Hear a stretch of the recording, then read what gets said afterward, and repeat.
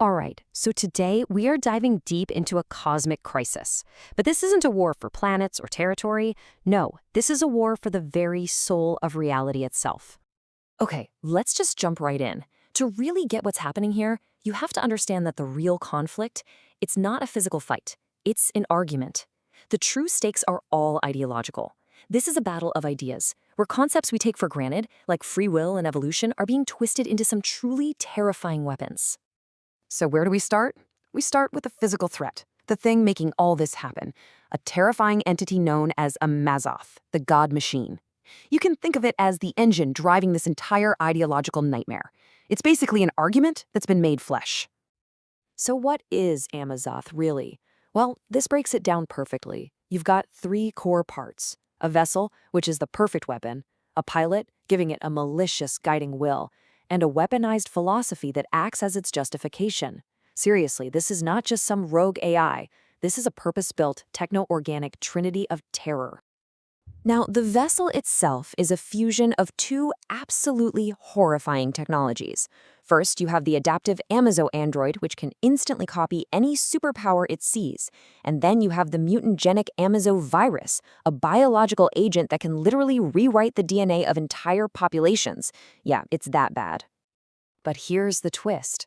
The virus isn't just some mindless plague. It's a test. Its purpose isn't just to destroy everything. The android part of the machine controls the virus with surgical precision, turning the whole planet into this artificially induced evolutionary crucible. It's a tool for forced selection, designed to burn away the weak and forge a whole new kind of human. So you've got to ask, right? Who or what is running this horrifying test on all of humanity? Well, the answer is probably not what you're expecting. See, the logic behind this isn't cold or robotic. It's found in the ancient, cynical philosophy of a predator who finds actual beauty in this very idea, the art of a person choosing their own damnation. This isn't about efficiency. It's about the elegance of self-destruction. And boom, here's the first major reveal. The consciousness piloting this machine isn't an AI at all. It's Mephistopheles, the legendary tempter. He is the ghost in the machine, and his goals have absolutely nothing to do with logic or order. He's playing a cosmic game, and it's all about entrapment, suffering, and the exquisite art of a soul choosing its own ruin. You see, for him, brute force is just boring. It's meaningless. The real prize is a soul that willingly walks into its own ruin. The God Machine isn't forcing submission, it's offering a bargain, making humanity an active participant, complicit in its own horrific transformation. But that just brings up an even bigger question. Why? Why orchestrate such an insane, complex, world-ending scheme? What's the endgame here? Well, it all comes down to the price of a soul. It really all boils down to the classic diabolical pact. And forget about dusty old books, this definition is perfect. It's a dangerous, high-interest loan for your soul, with terms basically designed to guarantee you'll default. You're trading something of infinite worth for a little temporary, finite gain.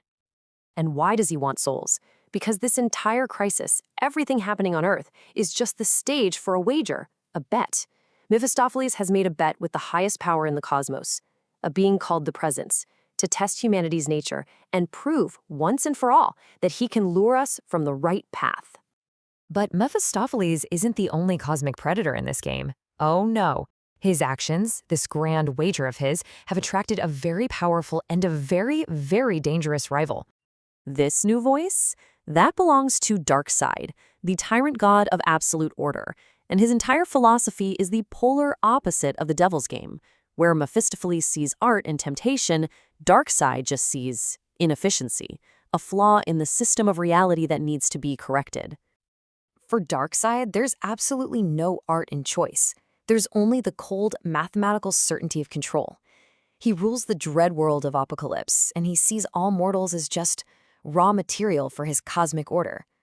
To him, Mephistopheles' wager isn't some beautiful game. It's just a chaotic mess, an inefficiency he feels compelled to stamp out.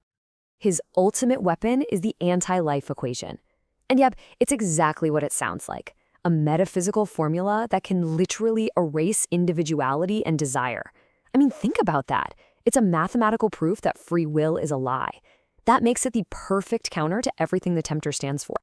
So this total opposition in their philosophies, it sets the stage for the real conflict here, a war of wills. It becomes this cosmic turf war with both the tempter and the tyrant laying claim to the very same mortal souls. And that ignites a battle for the future of, well, everything. And this just lays it all out side by side. On one hand, you've got Darkseid's tyranny of order. Mortals are just raw material, and the goal is to eradicate free will. On the other hand, Mephistopheles' seduction of desire. Mortals are an art form to be corrupted, and the goal is to cultivate damnation through choice. It is a fundamental clash between two completely opposite ways of being a cosmic tyrant. And all of this abstract philosophical war is made terrifyingly real through Amazoth.